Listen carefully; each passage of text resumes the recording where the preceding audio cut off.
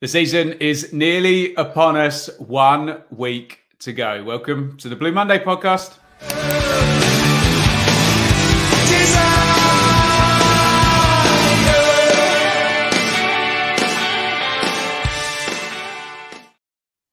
Hello, everybody. Welcome along. We're going to say hello to Craig as well, and hopefully his technical demons have gone away. Hello to everybody in the chat. I'm seeing a lot of people talking about these pre-season games over in Europe. If you were there, do let us know if you travelled out for these Innsbruck championships that we're celebrating. Joe, how you feeling? 1 week out. Yeah, good. The excitement is starting to sort of ramp up now, isn't it? Now we know the last pre-season friendly is done and we're ready to make that move into the last week before the last game. It's just that torture of knowing that we have to sort of see every other EFL game go before our one is the final one of the weekend, sort of just finishing this time next week. That always seems to be the way with England at the World Cup, Craig, doesn't it? You just have to wait and wait for them to get going. Are you kind of amped up now, Craig? I normally go excited. Oh crap, here it comes, and down I come.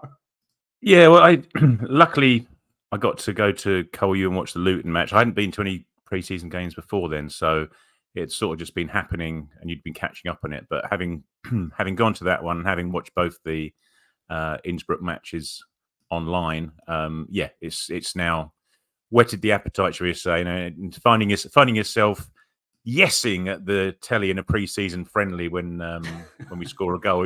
Just it's the juices are starting to get flowing again now. Lots of great input in the chat. Do get involved. Make sure you hit the like button if you're watching live right now on YouTube. If you're listening after the fact, do come and join us. Throughout the season, we will be live each and every Sunday at 8 p.m. I do want to get to a lot of the points that are coming up on this, but we will just go straight back to Craig because we've got 3 pre-season friendlies to talk about. Craig, can you take us to the Luton friendly, what your takeaways were, what the sort of important things were out of that evening's work, and then we'll get Joe's reaction to what you've got to say. Yeah, well, I think first and foremost, it was the sheer number of Town fans that were there. We had 3 sides of the ground, and even the the end that the Luton fans has was pretty sparsely populated. But I suppose that's due to the fact that we haven't got a home pre-season friendly. But yeah, it was good atmosphere. It was good noise. I say there were plenty of people there. Saw a good few of the telegrammers from a distance. Mark Ashton was there holding court. I saw Glenn Wheeler sitting in the one of the directors' boxes, just watching the match go on. And it was good. It was a good first half performance. It was a very considered, classy first half performance against what will be a Premier League team. It looked like it would carry on from the end of last season, as you would expect to, and as you would hope us to do so. And yeah, so everyone just looked like they were used to playing with each other. There weren't really that many gaps or misunderstandings going on, certainly in the first half.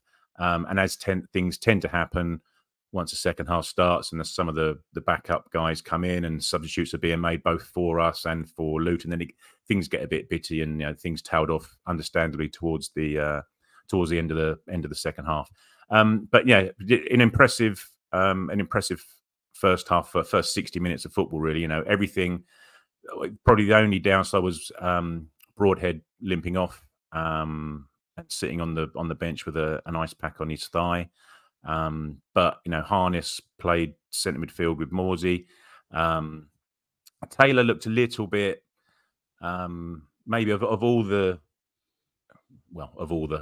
new players, he looked understandably one that's probably just getting used to his surroundings. Looked a little bit off of it from a technical perspective, but he's a good size. He's a decent size. You can see why we went to get him from a physicality perspective. But yeah, I think it was a performance which would have warmed the cockles of all the Ipswich fans that were there. That it was what we were used to see Taylor for the last 3 or 4 months of last season. It was a carry on from that. Joe?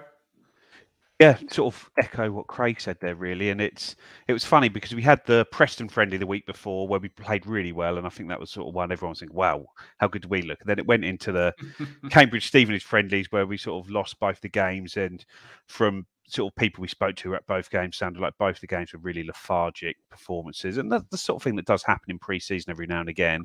And then you sort of, I know you can't pay too much attention to pre-season, but you wanted to bounce back with a performance, maybe if not the result, you want the performance, and that's what happened there against Luton, and we just carried on from where we were. And you'd expect that when you see the lack of turnover in the squad that we've got going into this season, and when you look at the way we finished last season, the sort of last 15 games or so, when we were sort of, by a lot of pundits who watch a lot of EFL football, probably the best side League One has ever seen in that period there where we just rolled everyone. Mike Duff said that, so it wasn't even pundits. No, where we just rolled everyone over, and it's like, well, it's like, where does that sit you in the Championship? And I think it's going to sit us quite high just from there, and then it's just a case of just trying to add a couple bits more. And obviously, when teams get promoted, they tend to lose a couple of loan players, but we haven't had that. We've managed to keep hold of the players we want to keep hold of, and yeah, no, it's all looking positive. And there has been some slight adjustments to, I think, what we do. I think it is very, very much more a back three now, isn't it, as opposed to a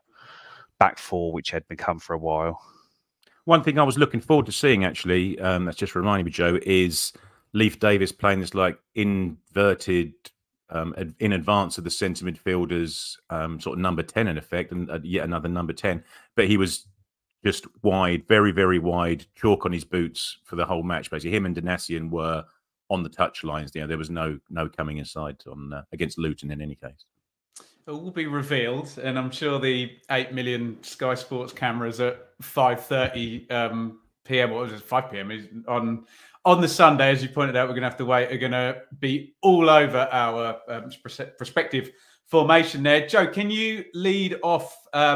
Well, first of all, with your sort of feelings about this type of little mini tournament out in Europe, you know, what you sort of get from doing that you wouldn't get from, I don't know, going to Preston or playing Luton at Colchester or whatever. And then, well, we won. And again, we won't get carried away with pre-season results, but yeah, your sort of thoughts on the whole thing. Yeah, well, it's the third time in this pre-season where we've had sort of two games on the same day, isn't it? Originally out in Austria, the Cambridge Stevenage one in the middle and this one at the end. And when you listen to McKenna after the game in his Town TV interview, he just said, look, all the players are ready, all the players have got minutes under their belt, and it's very much just about all our patterns, all our team shape, everything of that is done in training. That we're not relying too much on the matches to get that stuff in there. The matches are there to get people sharp and to get minutes in people's belt. And no, I really like the way we're doing it with the two separate games, so everyone is getting a full game, as opposed to just having one big friendly on the last Saturday and your starting 11 get a run out and your subs come on and the game just dissipates to nothing over the last sort of 20 minutes of it. And when you look at the quality of opposition, the caliber of players you're going up against, especially in that Red Bull Leipzig team that we played there, you look at that and you sort of looked at the team sheet, well, bloody hell, this is... Well, just to caveat that, side, Joe, when does their season start? I think they start 2 weeks after us, but I don't know if they've got any European qualifiers coming in at that point or anything along those lines. But yeah, we're obviously ahead of them, but they're a Champions League side that have won the German Cup the last 2 seasons, and it's a... Build them up, Joe. It's a big side, and you go there and you sort of look at that, and I don't think anyone thought we'd win, and I don't think anyone thinks, oh well, because we've won there, it means this.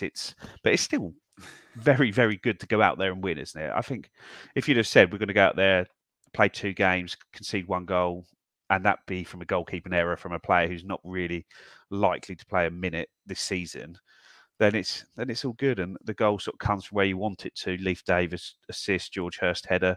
These things are all good, and there's obviously some positives in there. I think Elkin Baggett's performance in the first game was a real positive. Can I bring you in? Because we will do Q&A later, Joe, but Charlie Delta is just asking the chat. He's about the 5th person who's asked about Elkin Baggett. So let's just focus now on, can we just hear from both of you about Baggett? And I know we're going to get into Mark Ashton's comments about 2 or 3 more players coming, and that's obviously by September, not by next Sunday. We've got to remember that the transfer window closes weeks after the season starts. I had him nailed on as going out on loan. I think 2 or 3 players coming in would still make me think in that sort of vein is where we're looking. But he's done himself no harm, has he, Joe, first of all?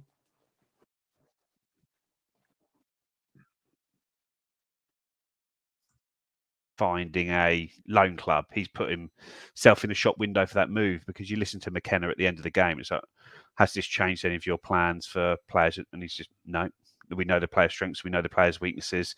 He's very clear-headed. I think he knows what level he believes Elkin Baggett is for this season. And with his comments about him earlier in pre-season, it was very much he's one to be going out on loan, and I don't think that excellent performance against RB Leipzig is going to change that at all. But it is tempting, isn't it, when you see him there, and you, especially when they're so young as well. Yeah. Well, him and Burgess, when you see the size, and they just look a very similar size, and he's dropping into that sort of left back slot, and he's just got a lovely body shape and sort of receiving the ball and sort of turning those balls down the line. And I just think that, yeah, I wouldn't worry. I wouldn't worry him being Cameron Burgess's backup and play a few games here and there, but I just don't think it's going to be the case. I'd be amazed if he doesn't go out on loan. And I think if he doesn't go out on loan, it's because we failed to get in a target, and probably failed to get in a target A, B, and C if we're down at Elkin Baggett's for him. And it's just a case of where we can get him out.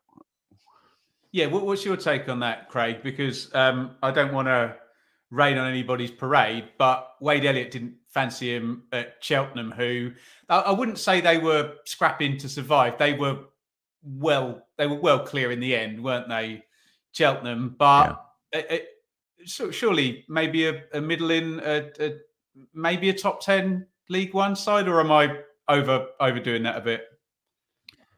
Yeah, you'd hope so. But as you know, as sort of Joe said, in terms of tempering expectations, we've seen him play well in a 60-minute game.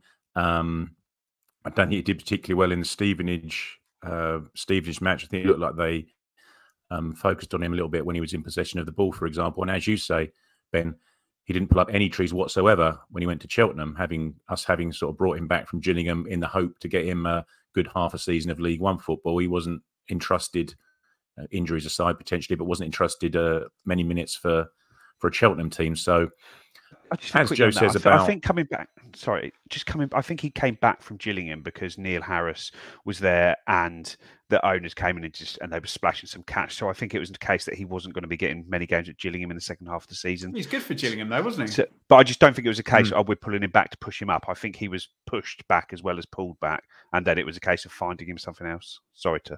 Yeah, go on, Craig. No, that's quite right.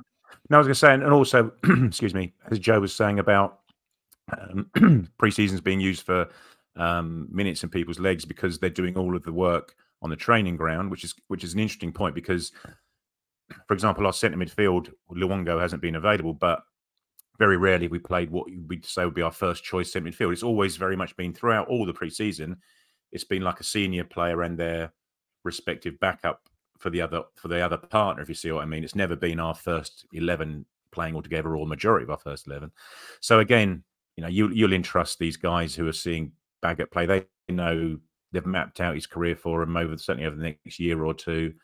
But you understand, you can see why the fans would be, up and positive about it, because they've probably only seen him play for the majority. Have only seen him play for that hour. And he did really, really well against a very, very good team, as Joe says. But I think, having gone through what we've just spoken about, you would hopefully see him go on a League One loan next year, get another 46 games. Absolutely. And what was your take just on the 2 European Craigs? And if you wouldn't mind touching on, just because it interested me, McKenna's comments after the Preston game about predetermined substitutions and sticking to them, and pre-season been literally mapped out to the minute. Are you a fan of that? Yeah, I think so. Yeah, I think we have to trust the guys who are in charge of the fitness bits and pieces. As I say, as McKenna said, from all pre-season, it's there to serve a purpose, and that purpose is to get minutes into people's legs, get people up to speed. We're doing our work on the training ground. You'll see bits and pieces of it in the matches, but they are literally there for as Mick McCarthy used to say, didn't he? wasn't a fan of pre-season because people read too much into results and into performances. It's simply there to get people fit.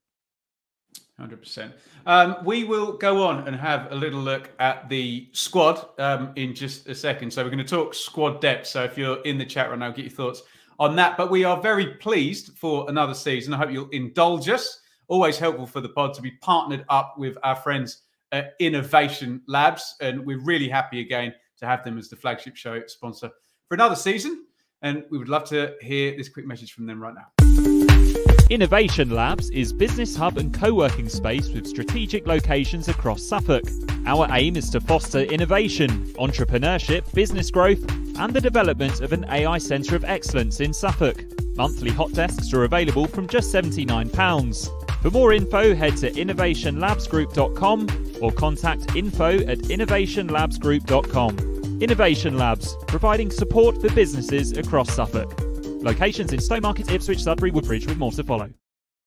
Big thanks to Innovation Labs for coming on board once again. And big thanks to Mikey, who's probably the only person who could read the word entrepreneur without falling over it in our podcast team. Guys, get involved in the chat. We're going to talk squad depth now. Now, Joe, I believe you have come up with this. So if you're watching on YouTube, we're just going to throw up a squad depth chart here that I think, Joe, is that right? You did that, Joe.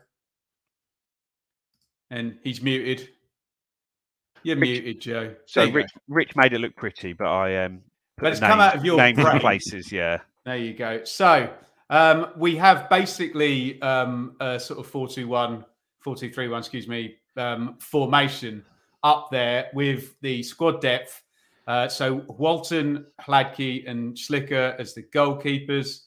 Left centre-back, Burgess, Edmondson, Baggett. Right centre-back, Wolfenden, Edmondson, Bull. The first of many appearances for him. Right back, Clark, Danassian, Bull. Left back, Davis and Lee. Let's leave it at that and talk to me about depth, Joe, in terms of the sort of goalkeeper and back four positions. Well, I think goalkeeper, we're fine. We can see that we're fine in that role. Walton and Hladky, two good keepers. Walton's an excellent keeper. Hladky's an excellent backup. And then it's just, obviously, everyone knows centre-back is an issue. We've got Burgess and Wolfenden, who have been good throughout pre-season, were excellent last season. But behind that, there isn't really a lot, is there? George Edmondson was a player who looked a class sign, probably one of our better players under Paul Cook and under that initial bit of McKenna when he came in. But in reality, since he picked up that injury, that really bad looking injury, I think against Lincoln at home, was it in sort of February, March 2021? He just hasn't looked the same player. He's either been unfit, injured, coming back, and when he has been played, he just hasn't played very well. I can't remember him putting some good games together, and that's even through pre-season. This time he's obviously missed a lot of time, and then when he has played, big example like the penalty he gave away against Luton at Colchester's ground last week. And it's just, I don't know, that's a big worry there. It's just, if anything happens to Wolfenden or Burgess, there's really very, very little behind them there. Obviously, right back, again, Harry Clark, but he is got this Achilles injury. I think he's been to see a specialist, hasn't played the last few weeks. That could be a few weeks out, let alone. And then you're into the season there, and whilst Danassian is backing him up as a right back role, that role that Clark plays, when he plays, it's such a different role, isn't it? He plays much more attacking. He can drift inside. He can play centrally, and Danassian just doesn't have that in him. He's a very good one-on-one, very good defender, but he doesn't have any of that attacking impetus that Harry Clark has. And then you see Don Balder's played there a few times, and he's done okay in certain games, but then against Leipzig on Friday, he really struggled down that side with down their left-hand side. They really targeted him down on that side there. And then left back again is fine with Davis and Lee there. And I think also you've got Cameron Humphreys, who could probably fill in and maybe do a bit more of what Leif Davis does there if you want the attacking threat there. So defence does feel the area of the team where it's, with Harry Clark potentially injured, George Edmondson out of form, it does feel like you're in a bit of trouble there if anything were to happen. Let's move you on to the front end of the pitch, Craig, where the boys have got the sort of two central midfield positions, right central midfield, Morsey, Ball and Evans. Left central midfield, Luongo, interesting, ahead of Taylor and Humphreys, with then your row of three potentially. Look, I know there's probably devil in the detail of how this actually look on the pitch, but let's not get pedantic about that. Broadhead and Edwards left, front left, Burns, Hutchinson and Jackson front right, Chaplin, Harness and Aluko in the sort of 10 spot, Hurst, Ladapo, Jackson in the number 9 spot. Craig, what are your thoughts on the front end of the pitch? Yeah, well, I think ideally we'd be having a Luongo-Morsey centre midfield partnership for the first match of the season, but it doesn't look likely, does it? And I'm intrigued to know what route we'll go down in terms of pairing up with Morsey, because Lee Evans has looked like Lee Evans, to be honest, in pre-season. He hasn't done anything wrong, but then he's played like Lee Evans does when he's in our team. He just slows things down a little bit. Probably doesn't look particularly mobile compared to the guys that come in and usurped him towards the second half of the season when he was injured. Going further forward, you've got now potential injury to Broadhead. We don't know how serious that is. So, you've gone from having a very, very strong and very much an 11 which didn't really have to be changed around too much in the second half of last season. Everyone was fit for the vast majority of the second half of that season, and now potentially you're going into the first game of the season without Clark. And as Joe says, Donatian, for all his merits on a defensive side of things, he just simply does not play the same way. And sitting behind the bench at the Luton match, there was a couple of times that there was some exasperation showed, shall we say, when there was a ball down the line to be played and Donatian would cut back and play it back towards Wolfenden or his centre half, for example. And again, you've got, I say, the Broadhead situation, which may not be such an issue if you've got people like Edwards playing well. But we just saw what a quality player Broadhead was. So you're sort of, if you're potentially missing Broadhead, Luongo, and Clark from your ideal first 11, then that's 25% of your outfielders. The outfield, yeah, was a well-oiled machine towards the end of last year. So I think the front end will be as it was last year. Hurst will do the first 60, 65, and Freddie will come on for the last half hour or so of each match. It'll be interesting to see how the Burns Hutchinson duel carries out through the season. Hutchinson looked very lively again in the Luton match, but obviously. Craig, can I push back on that real quick? Mm-hmm. So you've already, and Joe, have a think about this. You've already suggested that there might be a place or two up for grabs at Sunderland. Can you fit Burns and Hutchinson in the same team?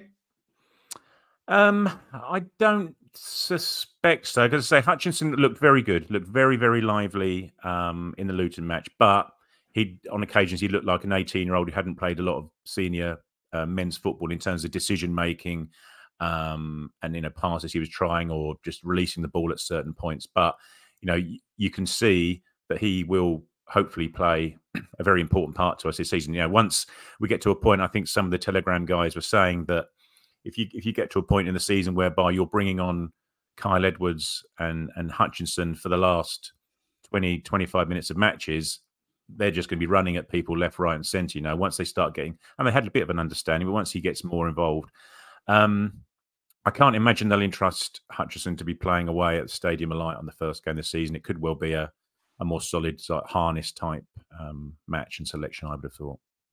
Thoughts on that, Joe? Yeah, I'd probably agree with Craig on it, Hutchinson, that he's a young player. This is a very sort of sophisticated role we play, and he's got a long way to go to get in a starting position in a sort of a men's team. And it's fortunate now with the 5 subs that he will be able to get game time every game. It's not like you've only got 3 subs and you need to shut a game down. I'm sure he will be used in every game he's on the bench for, and then when you do that, you're bringing his minutes up quickly, and then he has that chance to overtake sort of Wes Burns, or come in if Nathan Broadhead is struggling with injury, or even playing the sort of 10 role behind the striker and be part of the sort of fluid formation we have up there. But yeah, as things stand at the moment, I think you're going to be looking at sort of Donatian coming in for Clark at right back. Probably, I think I might have actually put Taylor as a starter ahead of Luongo, but that does seem like a toss-up on that one. And then up in those roles, if Broadhead is out, you're going to go with Marcus Harness, who's had an excellent pre-season, aren't you? Joe, I think we need to get used to as fans, and Craig has mentioned it, that we got to that idyllic situation post Valentine's Day, didn't we? Where if the team was fit, played the same team every single game. There weren't too many of the 3-game weeks towards the end of the season. It's going to be so different this season, with utilising way more than just a base of 11 players to start every game. And I think as you mentioned as well, I think we both mentioned it, I think a little bit more diversity in those 3 positions off the front, i.e. people being able to cover more than one position there. Do you think that might be something that is going to, not that we're going to see, but we're going to have to see up at Championship level, Joe?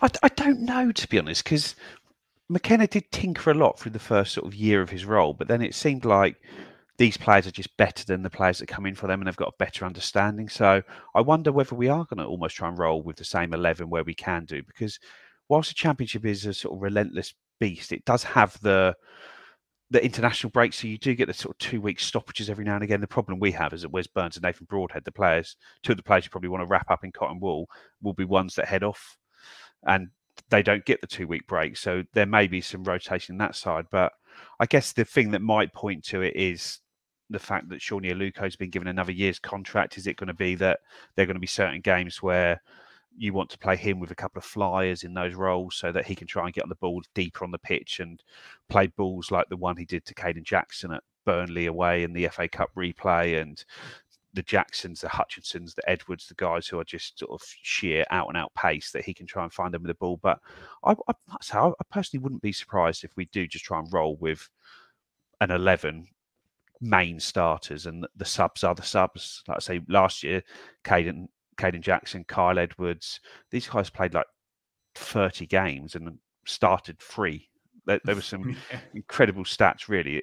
They were subs, and that was their role, and they came on as subs. I think Joe makes a good point, Craig. I'm normally used to, in Championship land, if we get one of these streaks of 5, 6, 7 games where a team starts the same 11 every week, we're talking February, March, aren't we, before that's likely to be happening. But, I mean, Joe's right that the run-in from last season, in the Championship, I always say, if your manager ends one season, does pre-season and starts the next season, you've got continuity than probably at least 60% of the other clubs. And if you last till October, probably 80% of the other clubs. I'm exaggerating for effect, of course. But maybe there is a chance that you try and bank on the pattern of play and the consistency in the first 10 games that, let's be honest, and we'll talk about transfers in a minute, no one's settling down until September, and maybe us and Plymouth have the best chance of anyone of that. Yeah, no, it's absolutely, it's a very, very good point about the continuity and carrying on, and especially Plymouth having, similar to us, having re-signed the guys that they had on loan last year who already know exactly how they play. They haven't got to get up to speed. I think what you popped a message up there from Jack about still needing certain people in certain positions.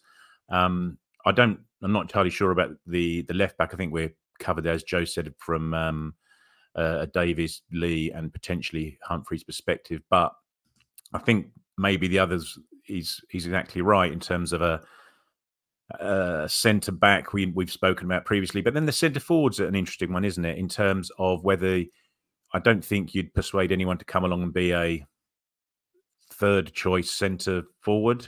So are you therefore bringing one in to let Ladapo go, or are you trying to find a Torres John Jules replacement, if you like, who can do the 9 if needs be, if one of your front two have got an injury, but he can also play, as you were saying, Ben, about having that versatility in the 3 behind.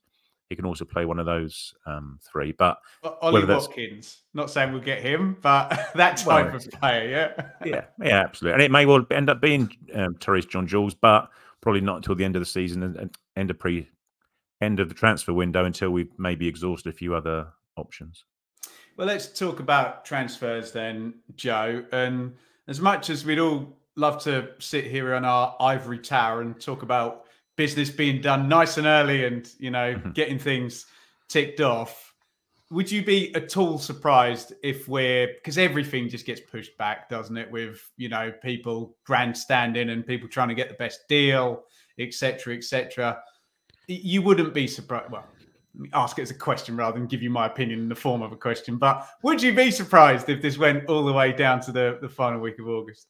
I think we'll still be pushing to try and get one in before the season starts next week. Now the Premier League teams are back from their pre-season tours and some players can be freed up from there. I think there's sort of two windows now. There's almost this window now the Premier League teams are back and they've had a look at their players. They now know who they want to go out, who they want to keep, what levels they want to send players to. And then it just sort of slides all the way back through until that very end of the window now, the last few days, when it's about the dominoes falling, the big deals getting done, everything coming down the line. So, yeah, I just don't see much happening in that. Once the season starts, I don't see a huge amount happening between then and the end of August. I think it's just going to be sort of not now or never, now or in a few weeks, if that makes sense.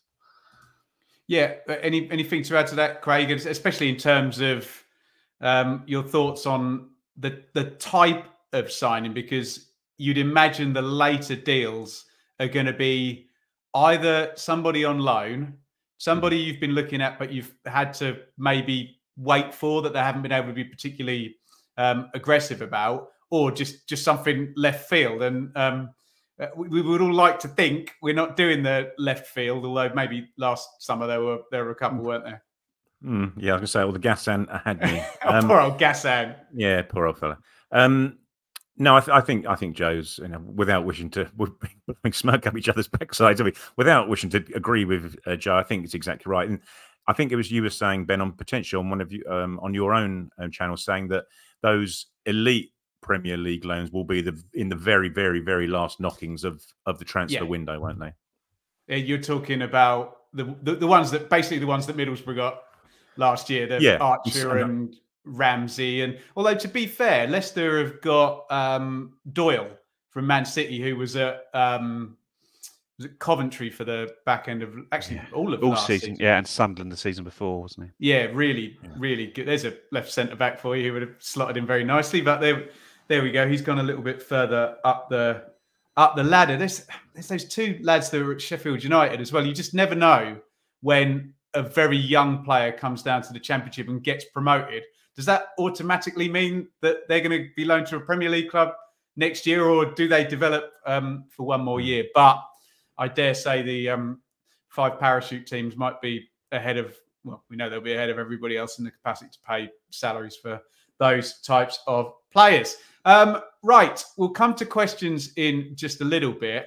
I just want to get your guys' kind of feel about the Championship, because we've all kind of said, sort of semi-anecdotally, without necessarily thinking about it, that it does look like a tough league this particular season. And if I throw up the table, that is clearly not the table, but the table will appear now if I do that. We've mentioned the I don't want to retread over old ground from the 1 to 24 kind of features last week, but 5 parachute teams, 3 scary looking Premier League teams. You've got the likes of Coventry and Sunderland and Middlesbrough lost in the playoffs, so you can argue an upward trend or a trajectory to stay the same.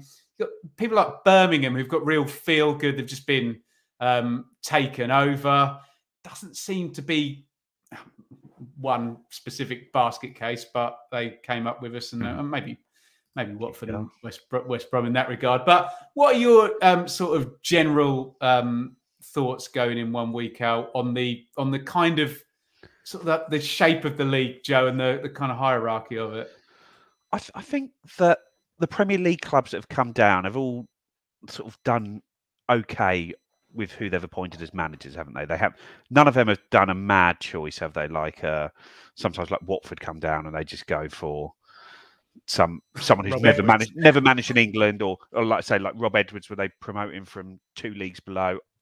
And things like that, where you sort of think, well, yeah, Russell Martin, he's been a championship manager before. Daniel Farke's won the championship twice, and Enzo Maresca is apparently the next big thing off. He's the least sure thing, isn't he, Joe? Yeah, I'd say so. Well, I think Russell Martin's a sure thing for lots of possession and then not winning matches when it matters. But well, he's got the best players and all the money now, so we'll see how good he is, won't we? Yeah, but I don't know. I don't think there's anything for us to fear there. I think we've got enough in our squad to compete at the top end of the league, and I'm expecting us to do so. I just think the problem is when you're a team with our budget, which is big when we're comparing it to League One teams. When you come into the Championships, it's a small budget. You haven't got the margin for error, have you? If you lose 2 of your big players through injury, then that's your season done pretty much. That you can't recover from these things, because the way the FFP rules are set up, you can't have high quality backups in every position. We can't say, oh, okay, well, Leif Davis if he gets injured, he's so important to us, so we're going to bring in someone on loan from Liverpool who's going to sit there and be our backup left back. You just can't afford to do that. So you just have to take your chances and hope your key players stay fit. And if our 11 that finish the season stay fit through this season, if most of them do, and we can top that up with another couple of signings, I see no reason why we won't be right up there come the end of the season. What's your take on the the kind of battleground, Craig? It's quite interesting. When we were doing our predictions, or we've set up a prediction competition in the Telegram group, and I was entering mine a couple of days ago, and you can all see each other's, for example. And Mark had done his, and he'd split his up into 3. He'd split the league up into thirds: top 8, middle 8, bottom 8. I thought, I'll do that. That's a very good idea, Mark. I shall copy that. And then you had 14 teams in your top 8, yeah. I had 14 teams in my middle 8. Oh, okay. I think I had 5 at the top. Oh, yeah, they'll be top 5. Those 5 are definitely going to be in the bottom 5. Oh, sugar lumps. I've got the clump in the middle. And, I'm hoping that we'd be the top of that clump, should we say. But, we can all name the teams that we expect to be in and around the middle. And, they could finish 5th or 6th. They could finish 15th or 16th. As Joe says, with a fair wind in terms of injuries, if we've got a little bit of momentum behind us, I'm not predicting we're going to be anywhere in the top 4, but let's say with a fair wind, maybe playoffs. But I'd say hopefully a top half, top 10 finish, just to get our feet under the table and see where that takes us. But as you rightly say, Ben, if you look at it from a club size and financial perspective, there are now at least 5 clubs who are in better position than we are from a financial perspective, and just by virtue of having larger and better squads than we've got. Well, Craig, I assume you're referring to the parachute teams. You'd almost add Coventry, who through trading basically have got their own parachute. Have a year 2 parachute payment, don't they? Yeah. And Middlesbrough just scored loads of goals and beat loads of teams. Although they've lost a load of loan players. But when you look at Coventry, though, I was listening to sort of Mark Robbins 2 weeks ago, and he said, we need 10 new signings to get the squad where I want it to be. And they've signed 2 players since then. So does he still think they need 8 players? Because the season starts on Saturday. I think he does, yeah. And I think this is where we could have an advantage over that first 10, 12 games of the season. If we could rack up 20 points in that period, like a real good start to the season, the first 10 games of the season, win 6 or 7 games out of that, then we're going to be in such a strong position. Because you look around the teams, and even the teams that have done well, like your Middlesbroughs, they're down. They're a long way back from where they finished last season, because they haven't got Ramsey, they haven't got Archer, they haven't got Ryan Giles, who's just signed for Luton, hasn't he? And Stefan the keeper, So there's a lot of teams that sort of need to do a bit of rebuilding. And I'm in a sort of couple of championship chats and groups, and when you sort of talk to people, like, are you ready for the season? It's only really like Bristol City, and they went early. Stoke have signed about 7 players in the last week as well, haven't they? Yeah, who think that they're actually sort of ready to go. And I just think, well, actually, this is where we should be able to gain some advantage early on in the season. And once you get that momentum, I think you're in a good place. And I don't know, I don't think there's as much to fear in the Championship this season as there could be, as there often is.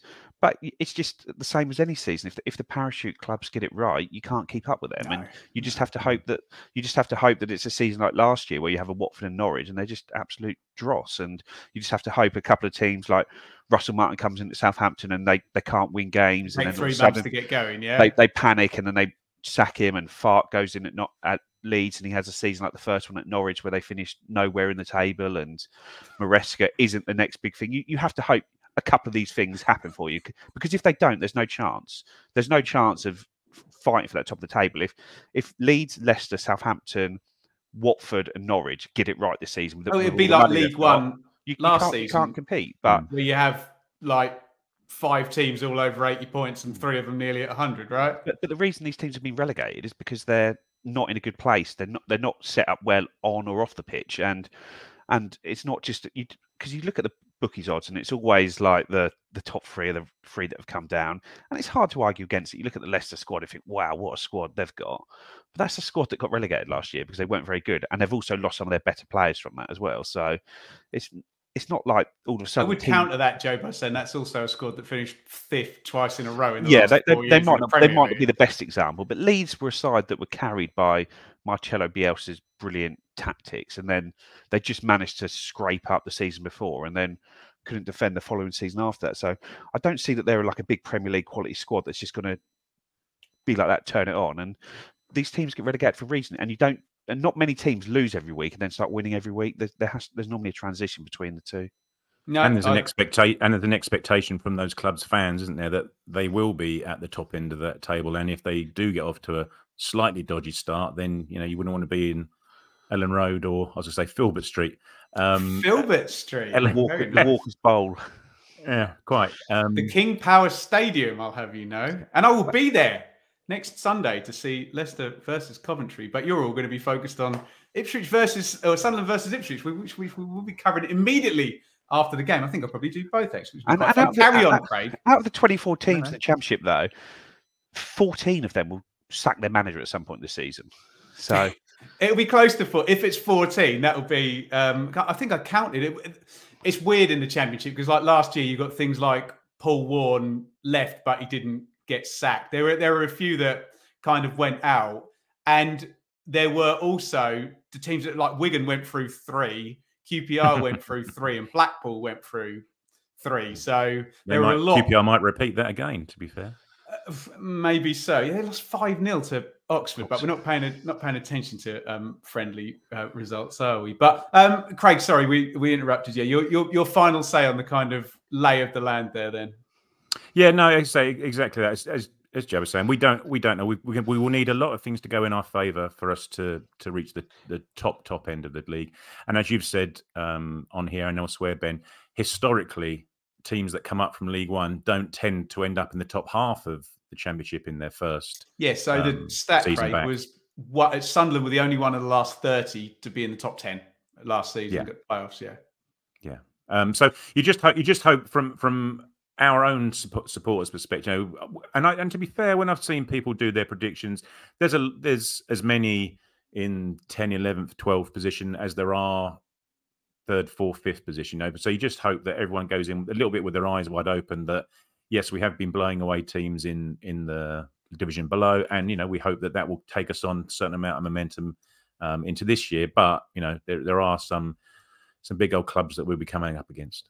And the weird thing about this is, even if you just take 2014, 15 through to getting relegated in 18, 19, we've actually got experience of being the rank worst team in the league and everyone beating us every week, being kind of in the middle. For a season or two, we were sort of just lurking in the 3rd quartile, not being anything in particular. And of course, we finished in the playoffs in a very difficult season as well. So we have kind of seen it all, even in just those last 4 or 5 years there. Right, guys, I know there's been loads of questions come in during the show. Help me out, actually. We'll use Rob as a really good example here. Look at that. Look at that, boys. He's put a Q before his question and a question mark at the end. Sorry, we're not being the grammar police here, but that just helps me pick them all out. So we'll go to questions now. Guys, if you have put one earlier up in the feed and you don't mind just copying and pasting it, that will help me out and I can just work downwards rather than scrolling up. So get your questions in, and we'll go. We'll put it over to you guys in terms of what you want us to talk about for the last quarter of this. Craig, can I just lead off on Luke McNally, who was Rob is asking about that, who's very good, actually. So he went from Oxford to Burnley last year, and this is what Burnley fans maybe slightly fail to understand about the financial advantage that a relegated team does have, regardless of how many players they sell and how much they bring in. Not many teams in the Championship are able to sign a player for a couple of million quid and just loan them out and see how they develop across the year and watch them get all the way to the playoff finals, in fact, with Coventry. Luke McNally is very good, Craig, and he's been linked. I think that'd be excellent. What say you? Is he the guy that scored in the last knockings of the away game a couple of years ago? Yeah, Joe. Yeah, as you say, yeah. Oh, okay, I've gone off him. Scored the header. But he's not left-footed, is he? He's right-footed, led to believe. So I don't. I'm going to bow to your better judgment if you say is that good a player, and therefore he could potentially play on the left, even being a right footer. But as we know, the left-footed centre half, a bit like hen's teeth, aren't they? They're not particularly common. So it may be that we have to have a workaround in that respect. It does tend to close off a lot of the pitch if you've got a right footer on the left. It just makes, visually, from my very untrained basic eye from a football watching perspective, it just makes everything look so much more balanced if you've got left footers in the left foot position. But it's a very high quality addition should it happen. There is the chance that this is sort of Burnley heavily linked with trying to take Gus Hamer, and there might be some. Although Bobby Thomas has already gone from Burnley to Coventry as well, so I don't know whether there'll be more business between those two. Joe, Philip, who has impressed you most performance-wise from all these pre-season games? And he adds, I feel Jackson would make a good right back, right wing back this season. Take the question, Joe. I don't know. It's probably an obvious answer, but just Sam Morsy just continues to impress whatever level he's up against, doesn't he? He just seems to be, even when he was up against sort of two European quality midfielders on Friday, he still looks like he can just match them up, and he's just so important to us. And everything he does is important. And probably the other one for me, George Hurst, again, he's managed to score in each of his appearances, and he could have scored a hat-trick against Preston away in the game there, but he just seems to be sharp, ready, sort of raring to go this season. And I really hope he gets that early goal just to get rid of that monkey off his back. Monkey over the off his shoulder, number folder holder. Yeah, with regard to not having scored a Championship goal, but yeah, no, I'd say Sam Morsy just. Like Joe, I need him to score. Level. I don't even care if we lose to Sunderland as long as Hurst scores, because that will just quiet down all the comments I've had to field from Blackburn fans and Rotherham fans telling me how rubbish he is and how we should never have signed him. So, yeah, that will debunk that one straight away. Neil, who I believe myself and Joe met on that wonderful night in Barnsley. It wasn't just me and Joe having a wonderful night in Barnsley. There were 5,000 of us. It was the best ever. New face in before Sunderland. Craig, I don't think we're being silly positive. I agree with Joe's take that you'll get a load of business this week, then it will settle, and then in the last week. So I think there will be, won't there? Yeah, whether they'll come in and play is another matter. But after the interview with Ashton the other day in Austria, he seemed to think that there were 2 to 3 more coming in. God, he loves a deal, that boy, doesn't he? 2 to 3 more coming in. So yeah. Why do I just start laughing as soon as you start talking about him now? Yeah, he's a bit of a parody of himself, poor fella, isn't he? He hasn't been as someone was pointing out the other day. He hasn't been as in the limelight, has he? This pre-season, really, haven't seen much. That needs rectifying. If not, yeah, I'm sure Bristol City fans. I'm sure it will be. Yeah, yeah. I see no reason as to why not. There wouldn't be anyone coming in. But whether they'd start or not, I think is another matter. It'd just be interesting to know, because there's been very, very few rumours flying around or names being bandied around about who they could potentially be. So just the intrigue of seeing who it could potentially be when they do come. I do hope, to a certain extent, it's not a name that we've heard of, even in dispatches. Really, something completely out of the blue would be nice. I'm going to put this one up. A bit worried about Charlie, who's a great contributor, but the way he's framed this, I'm concerned, Charlie. I just want to know how sexy the new pitch looks. Now, I'm getting on in years and haven't had much sleep in the last 2 years, so I don't think I'm very qualified to say whether anything is sexy. A man who definitely is Joe Fairs, though. Can you measure the sexiness of a pitch? I don't know, but I do love that blue Astro down the side. That is like is it sexy? The Brazilian strip, the blue. He's made it sexy, and we're going to say no more. I'm going to start blushing in a minute. Joe Fairs has made me blush. Norman, if we sign a marquee centre back this week, would you start him on Sunday? Depends how marquee he is, probably, Joe. Yeah, if you're spending, like when you talk about Austin Trusty is the player who we've been linked with quite a bit, and you're not going to get much change out of a couple of million quid for him, if not more than that. Then I think, like Leif Davis, when he signed sort of right on the eve of the season last year, you just get him into the team. If he's I remember you being adamant about that, Joe. You don't spend £1 million on a fullback in League One and not play him straight away. And you just got to get him in and get him up to speed, don't you?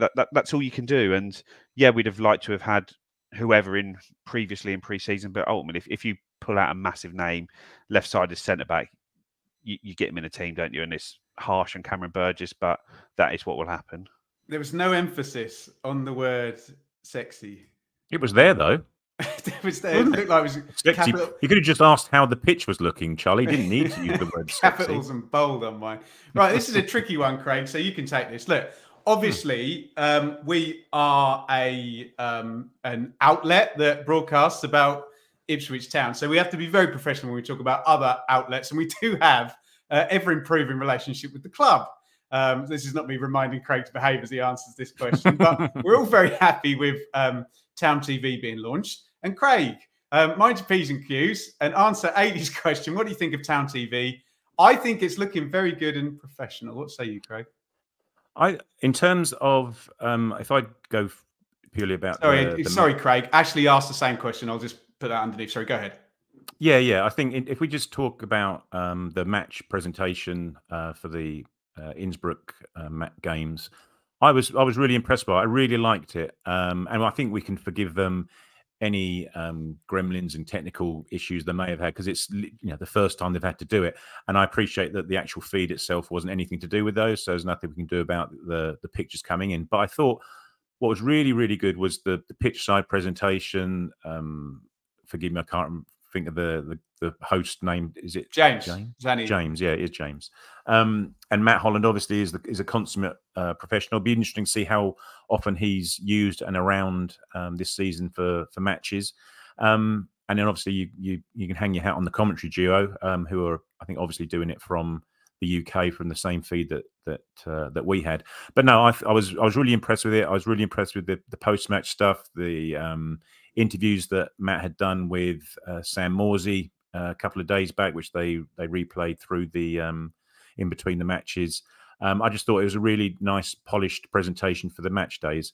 I don't think I'll get to see much of the actual match day work itself, because by virtue of being at the matches themselves. But I think they're going to have a good hour pre-match show before each match. It'd be interesting to see actually if that's funneled into the ground at all. Whenever you go to Derby, they've done that for years. They sort of have it. I'm trying to think. It's the first club that come off the top of my head that does it. But you'd think so, Craig? Yeah. Yeah, and in the fan zone as well. They've got the screen in the fan zone, so it's perfect opportunity to have it on there. But no, I was really, really impressed with it. I'm not going to go into the politics of the cost and what is or isn't included, but just in terms of what was on the screen on Friday afternoon, I was really impressed with it. What do you think, Joe? Yeah, I agree with all the content part of it. I thought that was really good, but just to sort of on the negative side for me, sort of today I was trying to watch it back sort of to prep for the show tonight, and there's like, oh, rewatch the live feed, and you put on the live feed and it's just the blank screen that they had in the build up to the coverage for the best part of an hour, and then the game starts and the bit where the coverage dropped out from the feed is in there with that high-pitched piercing sound. There isn't the sort of easy YouTube options of just like jump back 10 seconds or jump forward 10 seconds. So you're like a 5-hour broadcast, like trying to move the scroller, and it's hard to move it back a minute when you're doing that, and all of a sudden, I've got back like 3 minutes here, and it's just a bit fiddly on that side. So hopefully that part will be worked out. And I just wonder what they're going to do with YouTube, because there hasn't been anything uploaded onto the club's YouTube channel since the George Hurst signing interview. So I'd like to think that they still put stuff out there. Like, you've got to respect the paying audience, which I'm sure we all are, and I'm sure everyone listening is.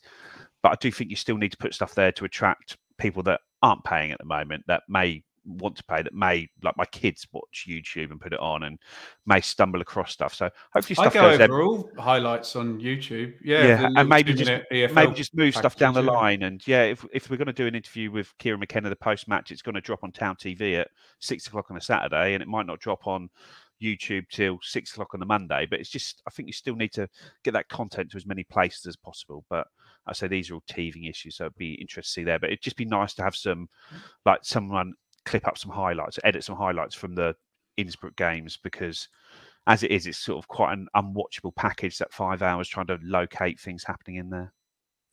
No, you said you didn't want to get into the politics of it, Craig, so we'll let Joe just do that. Just Charlie's addition on there. Do you think it's wrong that those who can't afford to sign up are unable to see that? Just piggybacking on the last part of your answer, Joe? Yeah, I think that certain parts of the content need to be available for everyone. Like Wes Burns' A Day in the Life, George Edmondson's Free Just got to get the balance, haven't they? That stuff, yeah, because you need to make sure the package is worth paying for.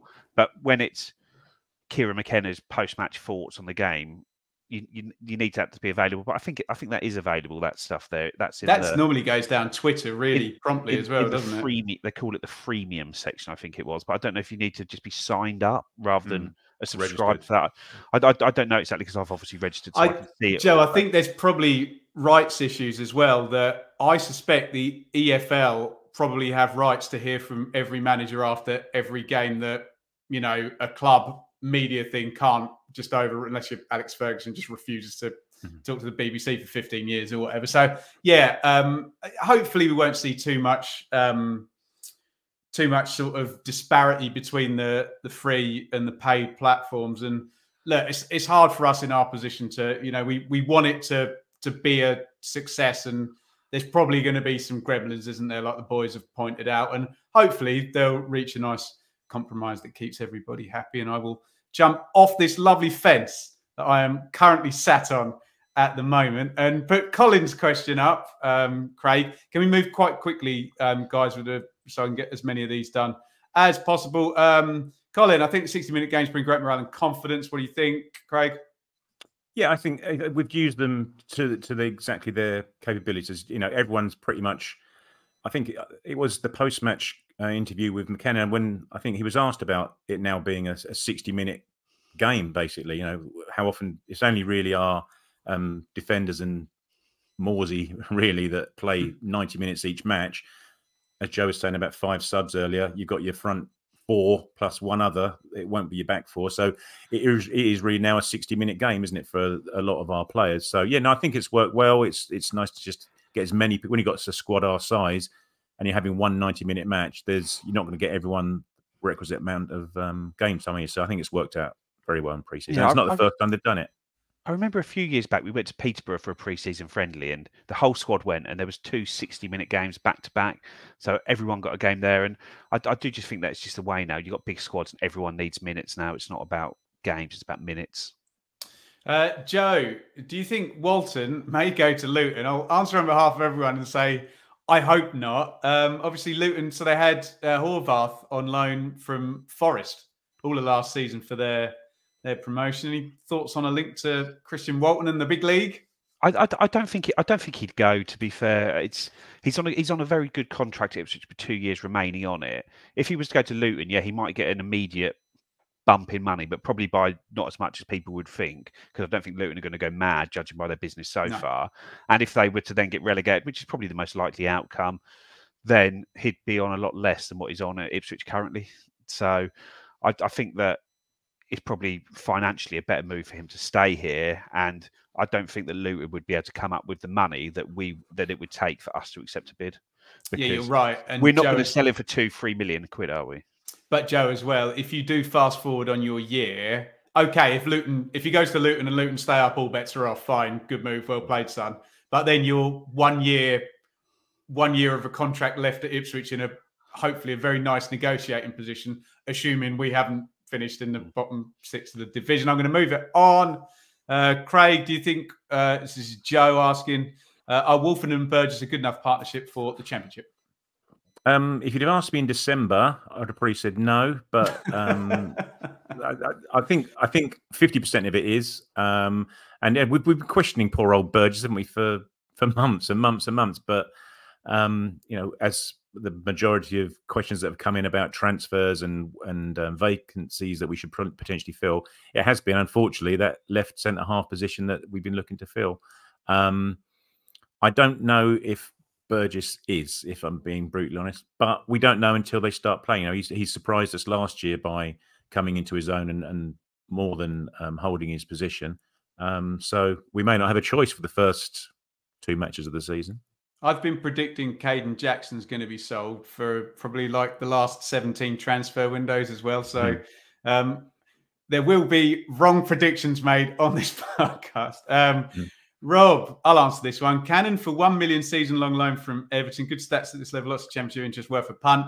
Yes, very good for Preston at the back end of last season, but was photographed at Deepdale at a friendly. Although Preston have just signed I don't know, do you know about this Leighton Stewart guy from Liverpool? Joe, they've spent money on him as well. He's just gone in at Preston and they're kind of pushing the top end to sign Will Keane as well. I wonder whether he'll go back there. Joe? I'd expect him to go back there just because he was at that game and they're one of the sides pushing for him, and it does just seem like you'd expect. I like him though. Like him a lot, and he's got a great name. When a squad numbers are signed, asking for Seb, obviously, says Andy, asking for a friend. Do you know, Joe? No, but last year it annoyed me because they weren't even announced, and they were announced on like the eve of the first game of the season, like the Friday, and it's like these must have been sent to the printers for the programs like a day or so ago. So just get the bloody squad numbers out there. I've got so much joy from you being annoyed. I don't know what it says about me as a person. Alex, to Craig, how high is the possibility of one of our more high-profile starting players, i.e. Wolfie, Burns, Morsey or Chaplin, being sold before the end of the window? Can I do a quick answer, Craig? I think if you ask that question next summer, far more likely than this summer. But what say you? Yeah, exactly. And as sort of Joe was saying, it's going to, as when Joe was talking about Walton, it's going to take such a large bid for it to be worth our while to then have the rigmarole of trying to find replacements. And these guys aren't being paid peanuts here. So from their perspective, it's going to have to be an interestingly high echelon team to come in and A, afford them from our perspective, and B, pay them from their perspective. So I don't really see it. It may be, as you say, Ben, it may be someone like Jackson's as well that does go out and need to go out just by freeing up a bit of space for these 2 or 3 that are coming in. Go on, I'll rattle through a few more and then we must stop. Mopped to be, who is better for this season, Luongo or Taylor? I think Kieran McKenna has been trying to get Jack Taylor for a very long time. And if he'd got him in January, we probably wouldn't have ever seen Luongo, maybe not even at the club. I don't know. So I think it's going to be Jack Taylor. I think that's what Kieran McKenna. Well, Luongo signed a 1-year contract this summer. We paid $1.5 million and gave Jack Taylor a 3 or 4 year contract. So I think that probably gives you your answer. That is the real quiz. Craig, how many away game points do you think will be needed for Norwich away? I think it was about 5,000. Craig, do you think? Yeah, I can't say, Mike. I haven't looked into the. I've only know how many points I've got, and I haven't worked out how many points would then be acquired between now and the Norwich game to see how high it needs to get. To be perfectly honest with you, but I heard people are buying tickets for games that they might even go to just to guarantee. I've done that to get playoff tickets before. Yeah, nefarious means. I snuck in front of the press box in the home end, like fully disguised when we lost 3-0 with a scarf tied around my face and a hat on. Andy Warren came up to me about 2 minutes after. All right, Ben, how you doing? He came down and started talking to me.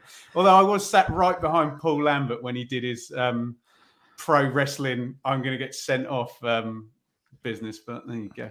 I think, Paul, we have answered about Elkin Baggett. And I think, I think we've talked about the length of the games, Nigel, there as well. Right. Thank you, everybody, for joining us today. What have we got coming up this week? I'm sure we've got stuff I've got to plug. So the first pre-season show is going to be at the back end of the week, talking Sunderland. I think Mikey's got a feature, hasn't he, Craig?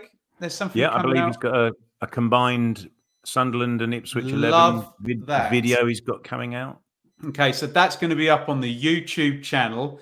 We're going to go live, I believe, straight after. Don't think we're going to watch long. I think we're going to be straight after. So what we want you to do, as much as we love the guys at Sky and their beautiful chat they're going to have at the end of the game, you can't interact with them, whereas you can interact with us. So come and join us straight after. Are you going, Craig? No, I'm going to the Brightsea Free Music Festival on Sunday. Oh, and, okay. Watching on Sky. Lovely stuff. Joe, are you going, or are you going to be with us on the show? I'll probably be with you on the show. I'm still not 100% sure, but I have got a stag do on the Saturday night, so it's got to be a stretch to get up to Sunderland on the Sunday. Unless the stag do's in Sunderland, you're not getting to Sunderland. Yeah. Not going to happen. So do come and join us. Do get involved. I know we plug our Telegram, but we really, really love it, and we'd love you to join up for the season. We can get you a 2-week free trial. Help me out, guys, with all the Telegram exclusives. If we had Matt Holland, we just had Jacob Henderson from the club. Andy Warren. Andy Warren, now employee of Ipswich Town, yes. We had a little bit with George Ellick as well, did we? Ali, that was Ali. Ali again. Ali Maxwell. I can't think. We've had a million. If I see you at Sam Parkin. Sam Parkin, Jamie Mackey, loads of stuff on there. Come and join us and get involved in the chat. If I see you hassling a steward like I did Jim the other night at Colchester, I'll take a photo of you doing it. Bitch, thank you so much for the super chat. Oh, he's going to be at Sunderland. Get in the live chat and let us know how you go. Bits, and Andy has set me up here. Where did you get that smashing shirt? You can get this Blue Monday. I can't even remember what the web address is. Blue Monday? ITFC. Blue Monday ITFC. .co.uk. There you go. And you can look just like me. I'm as sexy as a football pitch. Say goodbye, Craig. Goodbye, everybody. Say goodbye, Joe. Goodbye. And the season will begin in 1 week's time.